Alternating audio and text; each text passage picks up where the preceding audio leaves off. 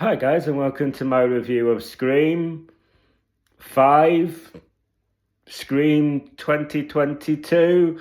I'm not quite sure how you refer to it.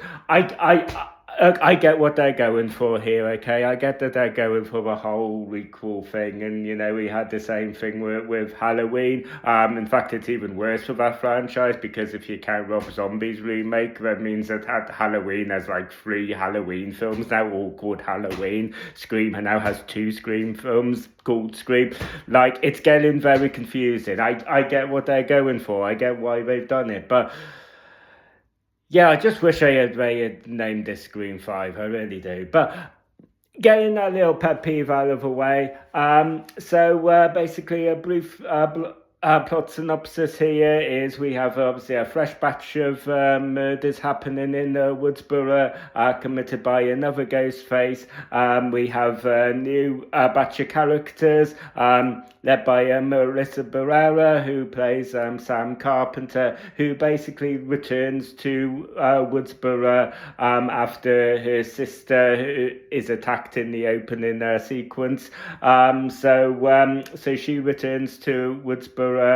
They have quite a strained relationship. Jenny Ortega plays the sister in question. So they have quite an strained relationship. Sam decides to enlist the help of Dewey, Sydney, and Gail in helping them. And honestly, this is the first time I've revisited this a bit since I first saw it back in 2022, and I feel like my opinion of it has gone down slightly. I mean, I still really enjoyed this. I still really enjoy the fresh batch of characters that we get here. I think all the little meta commentary that is synonymous with the Scream films is still kind of on point here. I think it all kind of works. I used to think that maybe this movie would have been enhanced with if Sydney hadn't returned in this. That's not disparaging to Neve Campbell or the character of Sidney Prescott, but I just feel like that just the character arc that character was on. I kind of feel like that maybe. If we follow it to like the point where her character at the point of the third film was basically just in hiding from this, you kind of, it was starting to wear a little bit thin how much you could kind of bring her back and then kind of embroil her into this. I think that it does a really good job in saying that. I do think it does a really good job of embroiling her into this, where spoiler alert, do not continue to follow this review if you have not seen Scream yet, but I'm assuming we all have here, so I'm just going to go ahead. But if you haven't and you're planning on watching Scream 5 2022, how you're calling it, that's your fair warning to go off this review now. But yeah, I think with the death of Dewey, I think that does provide a really good hook of kind of bringing them back. But I do kind of feel like that this would have been just worked so much better if that had just been the first. If the death of Dewey had been just the catalyst for them kind of returning, of Sydney and Gail returning into the film. I mean, the fact that it was the first time we see Dewey is basically when Sam goes to enlist her help, and he goes and calls Sydney, which I know it's one of those things where it just feels like you're not meant to question in this, but I couldn't help but sort of go, like, after all the trauma that girl has been through, why are you ringing her to tell her that there's more why are you, do you know what I mean? So it kind of like, so there was no real reason to embroil her, and then you've got basically that he messages Gail, and then when Gail returns, he basically kind of reverts back to their relationship, kind of reverts back to like Scream 2, where he's kind of done a bit of a U-turn on here. She's basically returned, responding to his text that the Ghostface has returned. So she's saying that she's she's worried about him, so she returns back to Woodsboro, and he's basically like, is this another fantastic Gale Weathers performance? Are you looking for new content for your next book or your next show? Like, and it's like, dude, you were the one who literally texted her, right?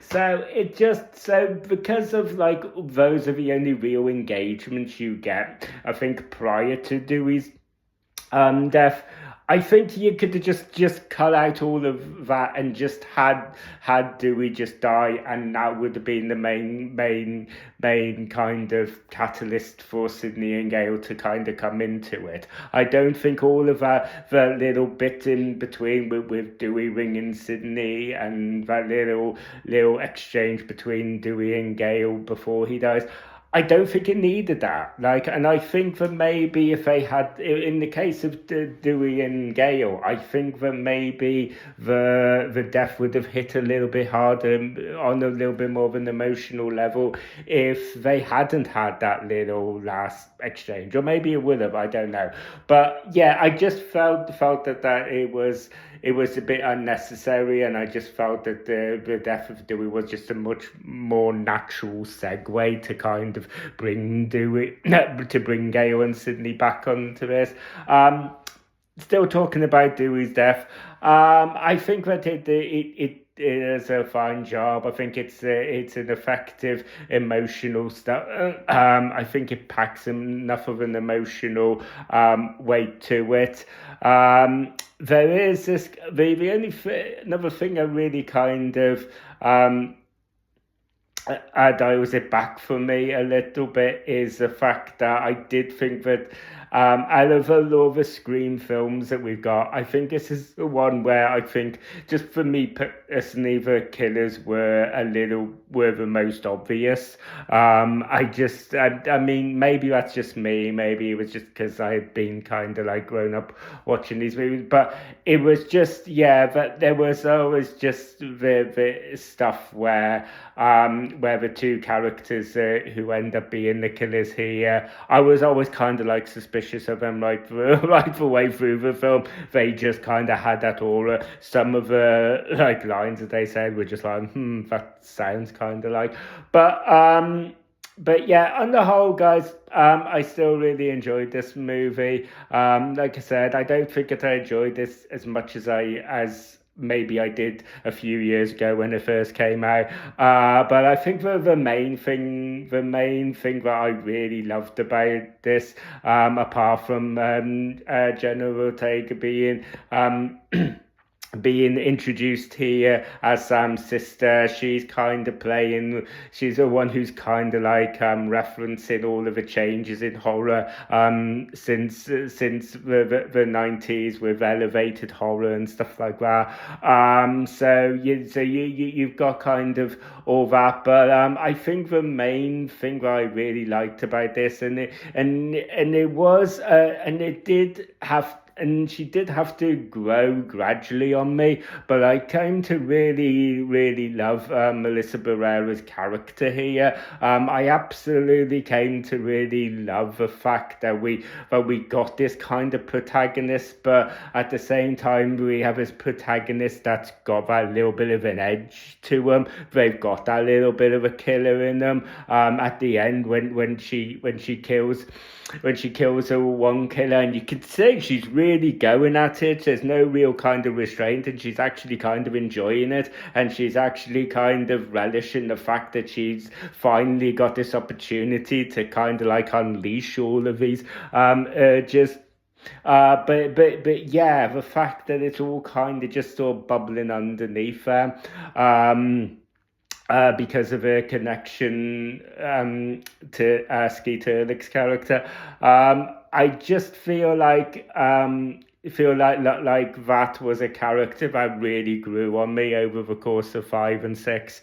So I think that's the main thing that I really liked about this movie, and it's certainly the most engaging thing I find still about this this kind of like requel thing. Obviously that's all going to change our Scream 7, but that's another topic for another video. So yeah, on the whole, guys, I thought that this was a fine movie. That I said, not the strongest, not the weakest. I don't think they have done a really bad film of Scream, but yeah, I thought that this was a pretty solid, another solid entry. Yeah, thank you guys for taking the time to watch this video. If you enjoyed this video and you want to see more, don't forget to ring the bell for notifications. Don't forget to like and subscribe. Please feel free to let me know then in the comment section about what your own thoughts are on the Scream 2022 are, and yeah, let me know about what your excitement level for Scream 7 is. You know, all of our fun stuff. Let me know down in the comment section. I've been ranking all 6 of the Scream films on the way up to Scream 7. So be sure to check that out. And yeah, until next time, I will see you guys on the next video. You guys take care.